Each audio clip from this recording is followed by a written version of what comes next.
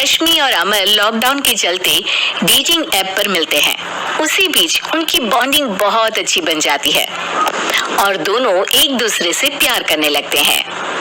बस लॉकडाउन खत्म होते ही चटमंगी पट शादी। उससे पहले घर में बात तो कर लो। अरे माँ पापा कभी मना नहीं करेंगे। अमर की बात सुन रश्मि खुश हो जाती है। ऐसे ही दिन बीतते हैं और देखते ही देखते लॉकडाउन खुल जाता है, जिसके अगले ही दिन अमर अपने परिवार के साथ रिश्ता लेकर रश्मि के घर पहुंच जाता है।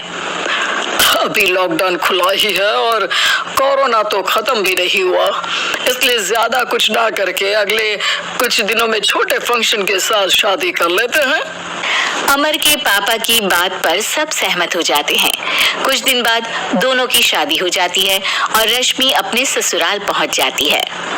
बेटा, शादी तो तूने अपनी मर्जी से कर ली, लेकिन बहू को बोल देना इस घर में हुक्म मेरा ही चलेगा, इसलिए अपना राज जमाने की कोशिश भी ना करें।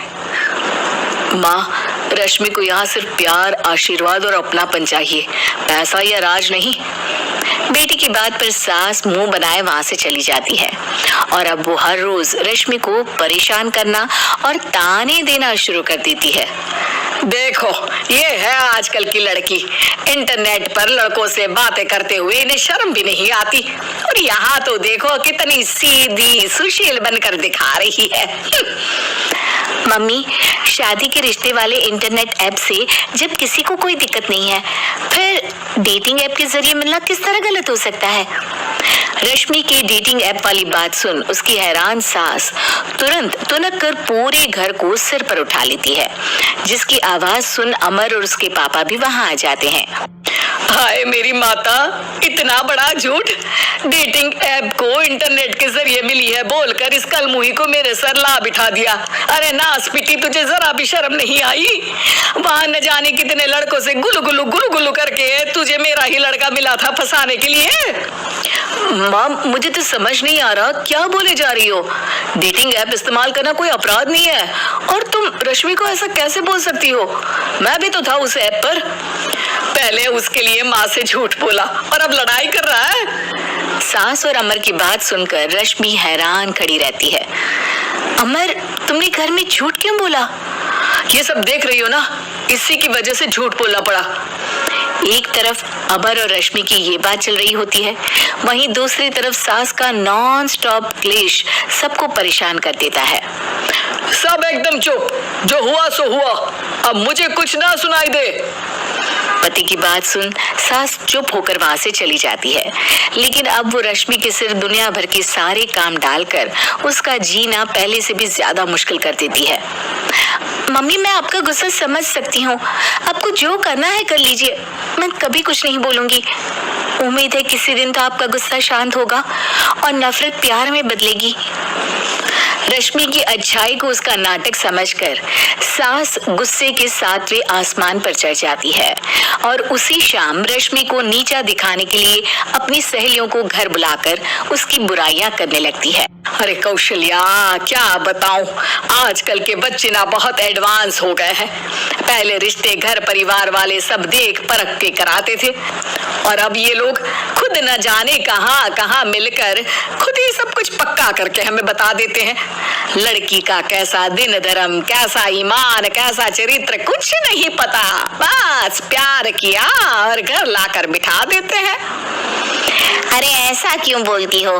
आजकल बच्चे अपने आप में बहुत समझदार हो गए हैं, और फिर पूरी जिंदगी तो उन दोनों को ही साथ निभानी है। अपनी पसंद से शादी कर भी ले तो क्या दिक्कत, तू ही देख ले, पहले इतना अच्छा बेटा और अब सोने पर सुहागे जैसी सर्वगुण संपन्न बहू। और पता है, अभी कुछ दिन पहले मेरी बेटी ने मुझे डेटिंग ऐप के बारे में बताया, जहाँ लड़का लड़की अपनी पसंद से अपने आप एक दूसरे को चुन लेते हैं, और फिर अगर सब सही रहता है तो बात आगे भी बढ़ जाती है। अरे इसमें इतना खुश होकर क्या बता रही हो? ये तो गलत है। न जाने कौन क्या है, कितना झूठ कितना सच है। अरे पर सोचो, जब तुम किसी के बताए रिश्ते को देखने जाते हो तो क्या एक ही बार देखने से सच झूठ का पता लगा सकती हो? जरूरी नहीं कि बच्चों का लिया फैसला हमेशा गलत हो। अरे बहुत बार हमसे भी तो गलत फैसले होते हैं ना। अच्छे बुरे लोग तो हर जगह मिल सकते हैं, फिर इसमें सिर्फ बच्चे ही गलत कैसे?